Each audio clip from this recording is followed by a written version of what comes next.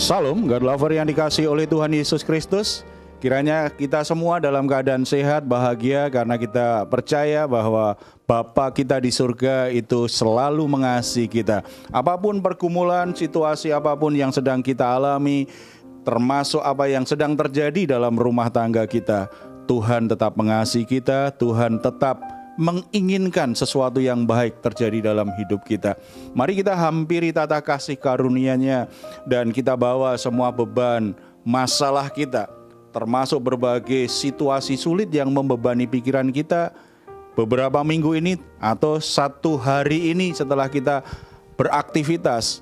Mungkin ada situasi tertentu yang membuat kita jadi terbebani secara pikiran, secara emosi. Tapi mari kita datang kepada Tuhan, percaya ada kelegaan, ada damai sejahtera, ada sukacita. Tuhan Yesus berkata kepada kita semuanya, marilah kepadaku semua yang letih lesu dan berbeban berat, aku akan memberi kelegaan kepadamu. Puji Tuhan, janji ini ya dan amin. Kita bisa percaya ini akan terjadi. Mari kita bersatu dalam doa. Bapa di surga, kami datang kepadamu dengan darah Yesus Kristus yang sudah menyucikan kami. Kami sangat percaya ketika kami menghampiri hadirat Tuhan dan kami dipenuhi dengan hadirat Tuhan. Ketika kami memuji dan menyembah Tuhan, Engkau memenuhi hidup kami, keluarga kami dengan hadirat-Mu. Maka ada kelegaan, ada sukacita, ada kemenangan, kekuatan hati itu akan kami rasakan. Bahkan kami akan menemukan jalan keluar yang dari Tuhan. Kami akan mengalami bagaimana Tuhan menyatakan kuasa-Nya yang dahsyat untuk membuka pintu-pintu yang tertutup selama ini. Karena Engkau Allah yang maha kuasa, yang kami sembah, yang kami percayai tidak pernah mengecewakan kami semuanya. Dan kami rindu untuk bisa memuji menyembah Engkau. Engkau layak menerima segala kehormatan, kemuliaan dalam hidup kami. Kiranya Engkau disenangkan dengan setiap pujian penyembahan kami malam hari ini. Dalam nama Tuhan Yesus kami berdoa. Amin. Sebab Kau layak ditinggikan Tuhan. Kami bersyukur sepanjang hari ini Tuhan pelihara hidup kami. Sebab penyertaan Tuhan selalu nyata dalam hidup kami.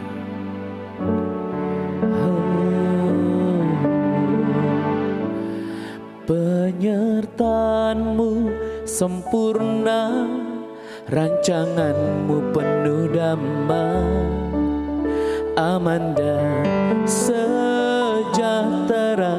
walau di tengah badai. Ingin ku selalu bersama, rasakan keindahan arti kehadiran-Mu Tuhan.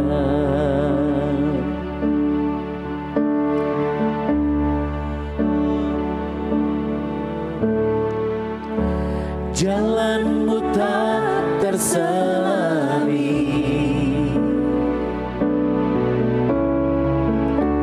oleh setiap hati kami.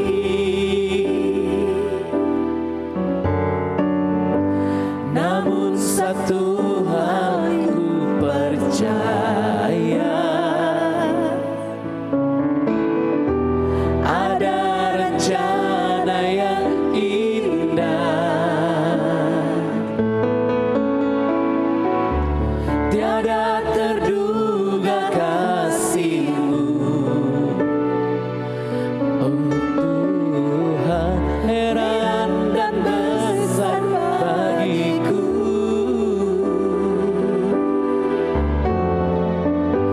arti kehadiran-Mu selalu nyata di dalam hidupku. Penyertaan-Mu sempurna, rancangan-Mu penuh damai, aman dan sejahtera walau di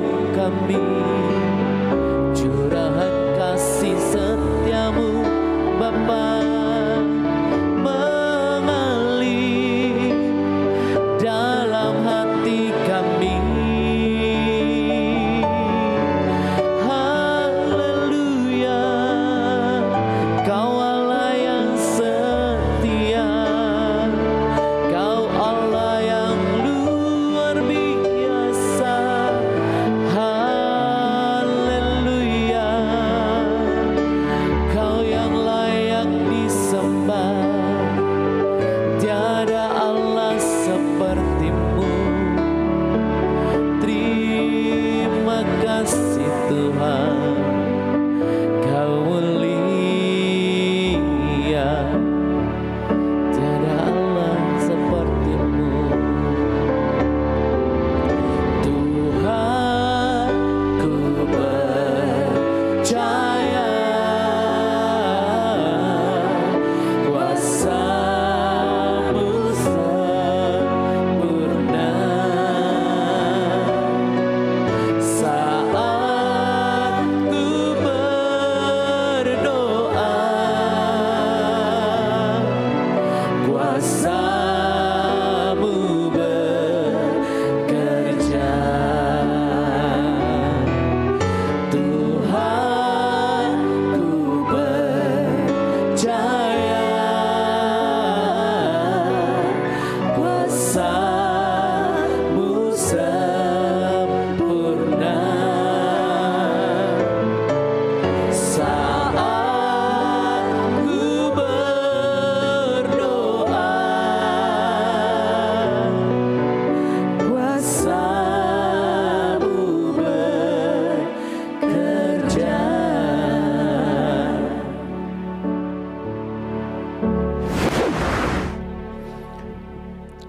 Tuhan tidak pernah kehilangan cara untuk menolong kita.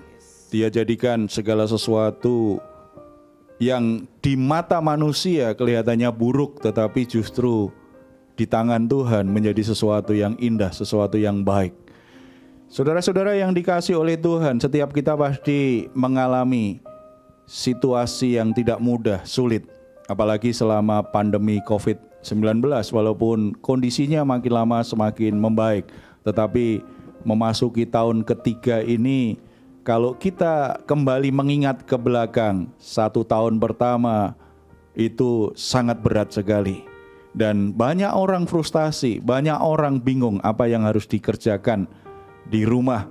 Karena semuanya serba terbatas.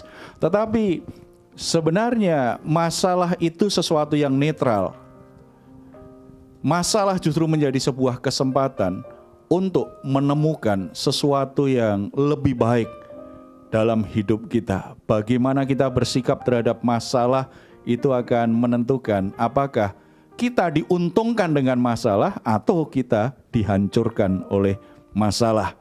Salah satu keuntungannya adalah kesulitan atau masalah yang terjadi itu justru menimbulkan sebuah ide-ide cemerlang, sebuah kreativitas, sebuah inovasi yang belum pernah terpikirkan sebelumnya.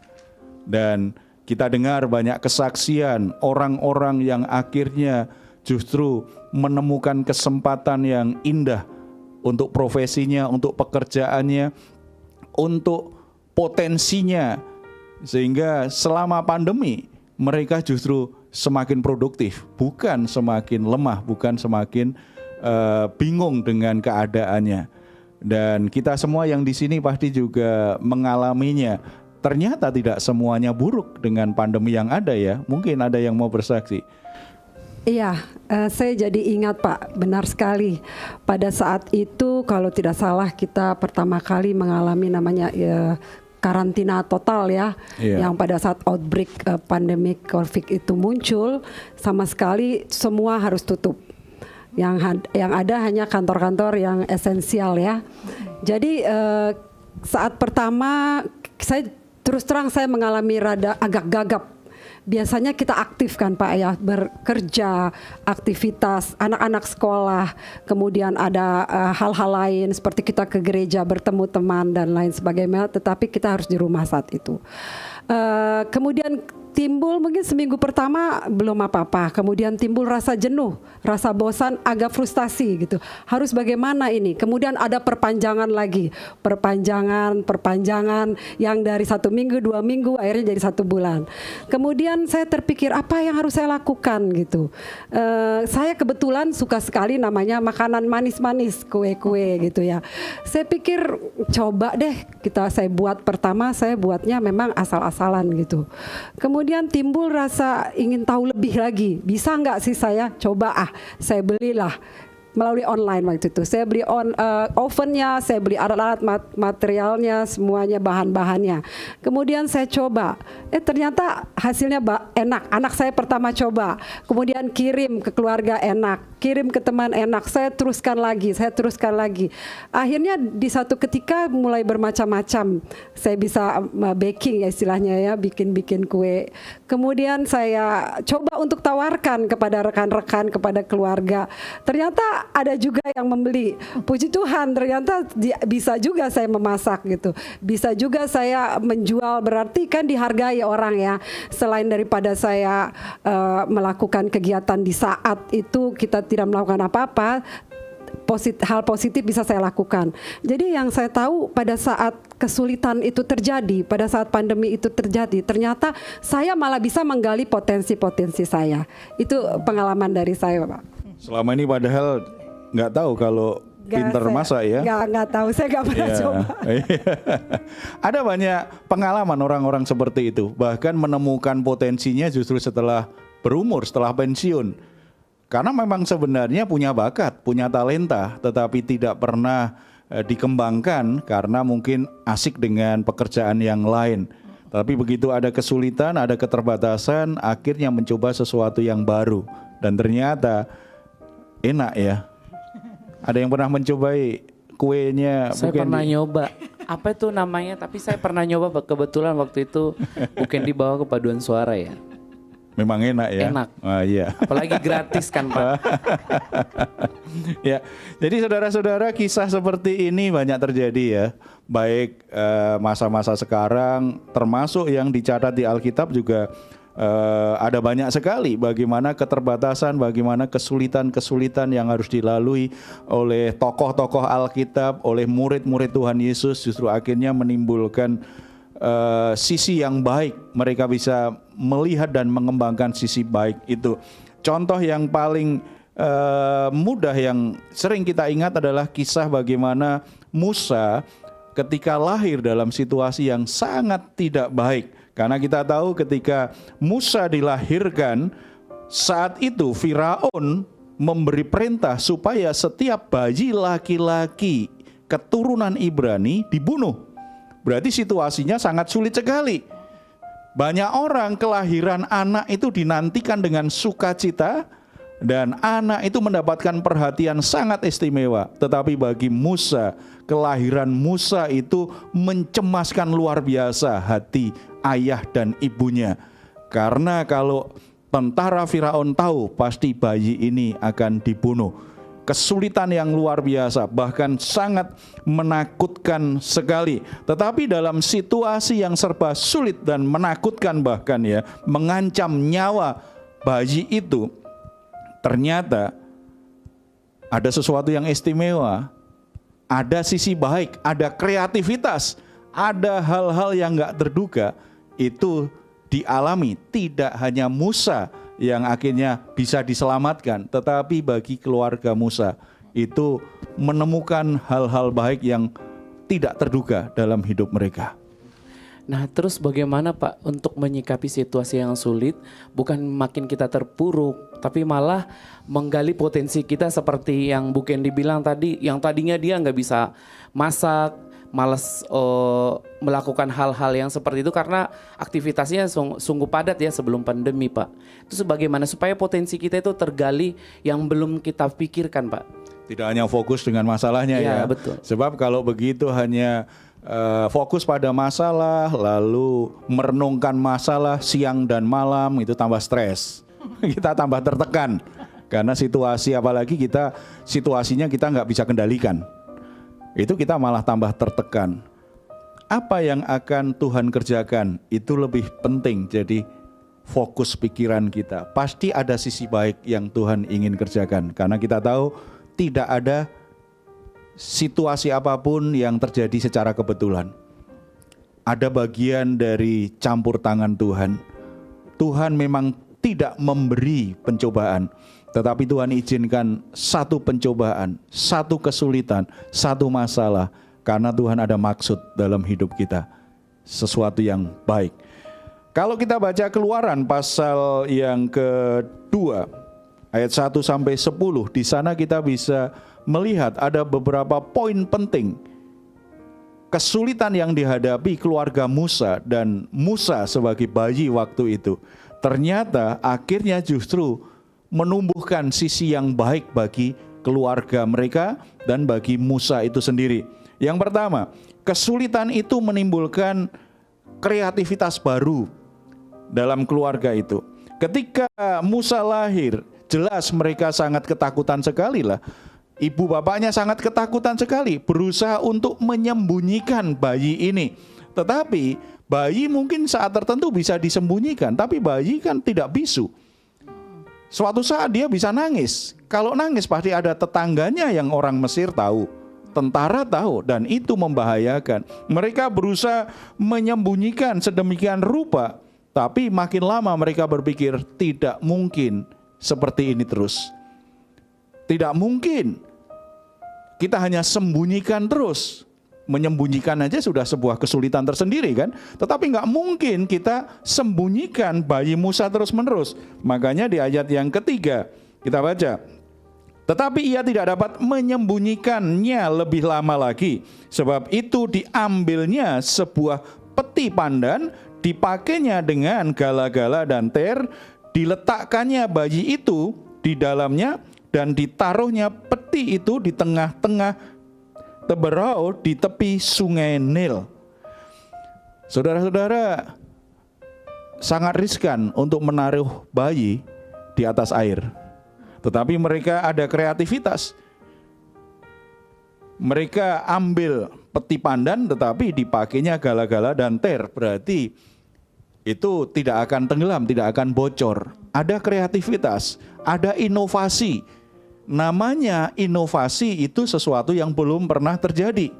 Dan untuk mencobanya ada banyak risiko. Ada banyak ketakutan. Itu yang membuat banyak orang kadang-kadang kan nggak berani berinovasi.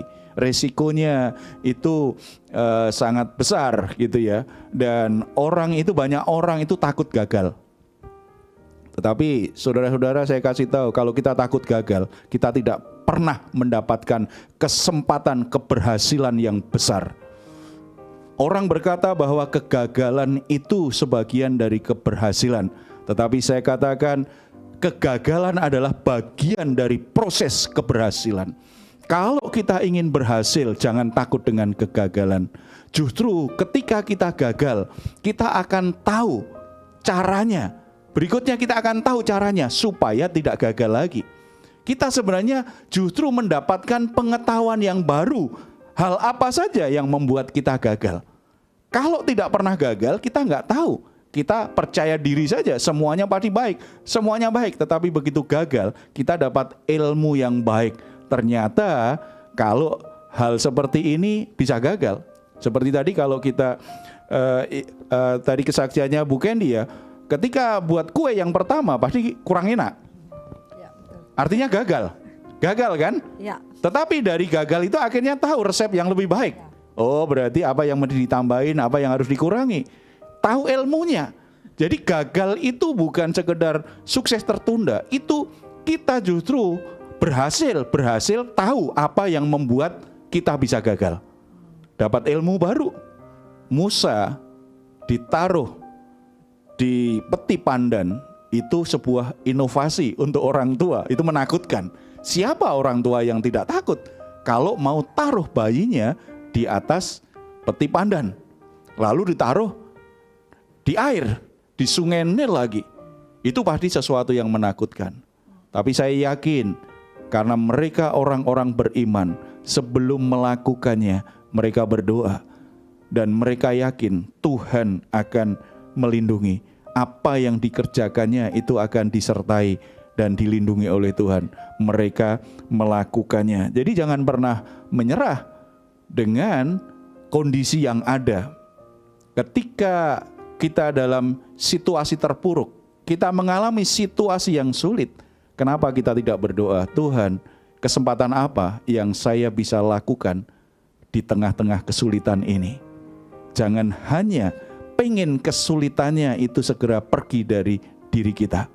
Sebab kalau kita berdoa supaya COVID-19 segera pergi.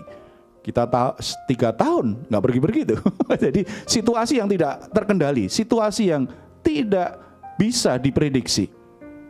Akan lebih baik ketika situasinya serba terbatas, ketika kondisinya belum pulih betul seperti saat ini, apa yang bisa saya kerjakan? Kreativitas apa yang masih bisa saya kerjakan dalam keterbatasan saya saat ini? Yang kedua, kesulitan itu justru menumbuhkan belas kasihan. Ini sangat luar biasa loh. Ketika mereka tempatkan Musa di peti pandan, kemudian dia taruh di sungai Nil itu sebuah inovasi yang menakutkan sebenarnya. Tetapi ketika putri Firaun melihat, ternyata Tuhan menggerakkan hatinya dengan belas kasihan. Kita baca ayat 5 dan 6. Maka datanglah putri Firaun untuk mandi di sungai Nil, sedang dayang-dayangnya berjalan-jalan di tepi sungai Nil. Lalu terlihatlah olehnya peti yang di tengah-tengah teberau itu. Maka disuruhnya hambanya perempuan untuk mengambilnya. Ketika dibukanya, dilihatnya bayi itu, dan tampaklah anak itu menangis. Sehingga belas kasihanlah ia kepadanya dan berkata, tentulah ini bayi orang Ibrani. Coba perhatikan, putri Firaun itu ketika melihat bayi Musa yang menangis, dia tahu ini bayi orang Ibrani. Dan dia juga tahu menurut perintah ayahnya Firaun ini harus dibunuh. Tetapi hatinya tergerak dengan belas kasihan. Kesulitan itu menjadi sebuah peluang bagaimana belas kasihan Tuhan itu ditaruh di hati seseorang supaya hatinya tergerak untuk menolong. Mungkin yang ditaruh belas kasihan Tuhan di hati kita sehingga kita peduli dengan orang lain. Tetapi mungkin orang lain juga yang tidak terduga hatinya berbelas kasihan kepada kita, sehingga orang yang kita tidak duga itulah justru yang menolong kita. Dalam situasi-situasi sulit, hubungan antar manusia saling mengasihi satu sama lain itu terbangun. Apa yang membuat keluarga kita jadi rukun, jadi dekat? Mungkin ketika ada orang yang ulang tahun kita gembira bersama-sama. Tetapi kedekatan sesungguhnya akan terjadi ketika ada di antara keluarga kita, misalnya kakek kita, nenek kita, atau orang tua kita terbaring di rumah sakit dalam keadaan kritis. Itu menyatukan antar saudara. Itu membuat anak yang pertama tidak peduli dengan orang tua, tetapi begitu orang tuanya dirawat di rumah sakit, hatinya mulai muncul belas kasihan. Anak itu mulai setia menunggui orang tuanya, mulai peduli. Demikian juga hubungan persaudaraan kadang-kadang renggang, tetapi begitu ada orang tua yang sakit, kakak adik mulai rukun, mulai lebih dekat. Saudara-saudara, kesulitan itu membuat manusia akhirnya mulai mempraktekkan yang namanya saling mengasihi. Itu sesuatu yang baik. Tetapi kalau orang gagal melewati kesulitan, maka orang saling menyalahkan, orang saling berantem. Demikian juga kan dalam keluarga kan. Kalau dalam keluarga, dalam situasi sulit, akhirnya hati mereka tidak saling coba mendukung satu sama lain, saling membantu satu sama lain, yang ada saling menyalahkan. Maka tidak heran, menurut penelitian, selama pandemi COVID-19 terjadi banyak KDRT, terjadi banyak perceraian, pertengkaran dalam pernikahan banyak terjadi. Itu berarti apa? Gagal melewati kesulitan. Padahal kalau berhasil melewati kesulitan, kan ada sisi baiknya. Dulu harus kerja, bangun pagi-pagi, kemudian pergi ke kantor, ketemu dengan pasangan, dengan anak, terbatas sekali. Sementara kerja dari rumah, setiap hari ketemu, mestinya kan beruntung, tetap digaji. kecuali yang mendapat gaji harian, ya itu upah harian yang berat memang ya. Tetapi bagi yang dapat gaji rutin itu kan sebenarnya untung sekali. Kita kerja di rumah, kita jadi mudah dekat dengan anak-anak kita, padahal sebelumnya harus tinggalkan anak dari pagi sampai sore. Bahkan ada yang pulang sampai di rumah sampai malam, anaknya sudah tidur, hanya lihat anak tidur aja. Tetapi dapat kesempatan saling mengasihi. Bagi keluarga-keluarga yang bisa melihat sisi baik dari kesulitan-kesulitan ini, akhirnya kita akan lihat banyak keluarga semakin rukun, banyak rumah tangga dipulihkan Tuhan, dan banyak rumah tangga akhirnya diberkati Tuhan karena kerukunan mereka mengalirkan berkat Tuhan. Amin. Dan yang terakhir, kesulitan itu justru memberikan keuntungan besar. Kalau kita perhatikan ayat 9 dan 10, maka berkatalah putri Firaun kepada ibu itu, bawalah bayi ini dan susukanlah dia bagiku, maka aku akan memberi upah kepadamu. Kemudian perempuan itu mengambil bayi itu dan menyusuinya. Ketika anak itu telah besar, dibawanyalah kepada putri Firaun, yang mengangkatnya menjadi anaknya dan menamainya Musa, sebab katanya, karena aku telah menariknya dari air. Luar biasa sekali, karena mereka berhasil melewati kesulitan. Mereka tidak hanya mengeluh ketika mengalami kesulitan, mereka justru menemukan sebuah kreativitas, inovasi bagaimana menyelamatkan bayi Musa ini. Kemudian mereka mendapatkan belas kasihan dari putri Firaun. Kita yakin itu Roh Kudus yang bekerja, Tuhan menjamah hati putri Firaun. Setelah itu, kesulitan itu akhirnya menjadi peluang yang baru.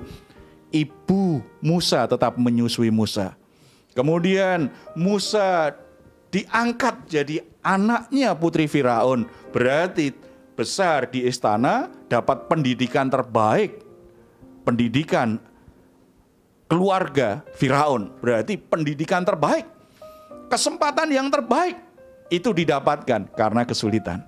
Jadi dari sini saudara kita bisa mengerti ya, kesulitan apa yang sedang kita hadapi saat ini. Anak-anak muda, kesulitan apa yang kalian sedang hadapi saat ini?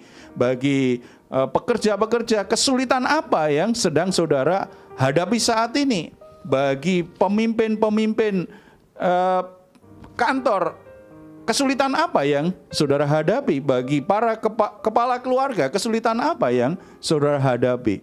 Jangan hanya melihat kesulitannya, tetapi minta hikmat Tuhan supaya kita bisa melihat sisi baik dari kesulitan-kesulitan itu. Percayalah, ketika kita mulai temukan sisi baik yang Tuhan taruh dan kita mulai melangkah di situ, ada berbagai keajaiban, berbagai kebaikan dan berkat-berkat Tuhan yang tersedia. Kita bersatu dalam doa. Bapa di surga, kami bersyukur karena kesulitan-kesulitan tidak pernah menggagalkan rencanamu dalam hidup kami. Kesulitan-kesulitan memang tidak enak kami rasakan. Itu seringkali menjadi beban dalam pikiran kami, dalam jiwa kami. Bahkan situasi kesulitan oleh banyak orang dianggap buruk, dan itu juga yang seringkali kami percayai. Tetapi hari ini kami percaya bahwa kesulitan-kesulitan yang kami alami saat ini sesungguhnya ada sisi baik yang Tuhan siapkan.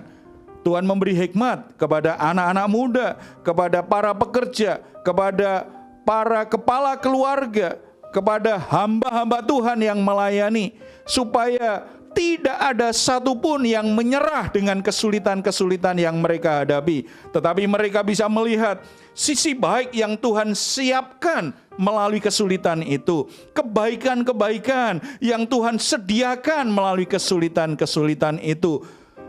Berkat-berkat yang Tuhan siapkan melalui kesulitan-kesulitan itu. Bukakan kreativitas. Pikiran mereka Tuhan buka untuk bisa melihat kemungkinan-kemungkinan yang bisa mereka lakukan. Dan biarlah mereka boleh merasakan belas kasihan Tuhan, karena melalui kesulitan kami semua sadar kami butuh pertolongan, kami butuh orang lain, kami perlu bekerja sama dengan orang lain.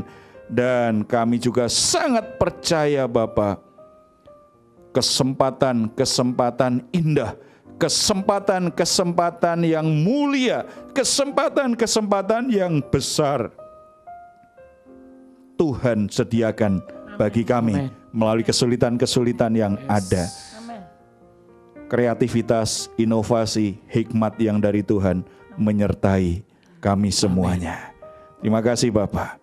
Tuhan hadir dalam kehidupan saudara-saudara kami yang saat ini hampir menyerah, bahkan putus asa karena terpuruk begitu luar biasa. Biarlah mereka kembali memiliki pengharapan dalam Tuhan. Mereka kembali percaya akan kebaikan Tuhan. Mereka kembali mengandalkan Tuhan dalam segala sesuatu. Terima kasih untuk kreativitas-kreativitas yang muncul di gerejamu. Selama pandemi ini ada banyak anak-anak muda, ada banyak hamba-hamba Tuhan menemukan peluang-peluang pelayanan yang luar biasa, terutama dengan pelayanan media yang ada seperti Diaspora TV saat ini. Tuhan memberkati semua kreativitas-kreativitas untuk memberitakan kabar baik. Amin. Tuhan memberkati channel-channel YouTube yang ada. Dan Tuhan arahkan hamba-hambamu dan gereja Tuhan untuk bisa menghadirkan konten-konten yang menyatakan kebenaran sebagaimana mestinya, menyatakan kabar baik kepada banyak orang. Amin. Supaya orang-orang mendengar betapa Tuhan mengasihi mereka, betapa Tuhan punya rencana terbaik atas hidup mereka. Amin. Tuhan, kami juga bersyukur untuk inovasi, untuk kreativitas yang dilakukan oleh para pemimpin bangsa kami, oleh presiden, wakil presiden, para menteri dan pejabat-pejabat daerah, kepala daerah. Terima kasih karena oleh kreativitas-kreativitas yang baru itu ada banyak masalah yang terjadi selama pandemi bisa diatasi dengan baik. Amin. Kami sangat percaya Tuhanlah yang memberi mereka hikmat semuanya. Terpuji namamu Bapa. Dalam nama Tuhan Yesus kami berdoa. Amin. Saudara-saudara tetap percaya tidak ada kesulitan yang akan membunuh hidupmu. Tetapi ketika engkau bisa melihat sisi baik dari kesulitan, maka hidupmu semakin bertumbuh, semakin berkembang, semakin berbuah bagi kemuliaan nama Tuhan. Kalau saudara memiliki pergumulan-pergumulan tertentu, saudara membutuhkan dukungan doa, jangan ragu untuk menuliskannya di nomor telepon yang tertera di layar saudara. Tim doa kami akan mendukung saudara dalam doa. Kerinduan kami di sini adalah saudara semua beroleh anugerah Tuhan. Doa-doa saudara dikabulkan Tuhan, pergumulan saudara ditolong oleh Tuhan. Kalau saudara ingin memberikan komentar, silahkan menuliskannya di ruang komentar yang ada di channel Diaspora TV. Kami tunggu. Mazmur 4 ayat 8 sampai 9. Engkau telah memberikan sukacita kepadaku lebih banyak daripada mereka ketika mereka kelimpahan gandum dan anggur. Dengan tentram aku mau membaringkan diri lalu segera tidur. Sebab hanya Engkaulah ya Tuhan yang membiarkan aku diam dengan aman. Puji Tuhan, selamat malam, selamat beristirahat. Tuhan Yesus memberkati kita semua. Salam. Tuhan, ku percaya kuasa-Mu sempurna.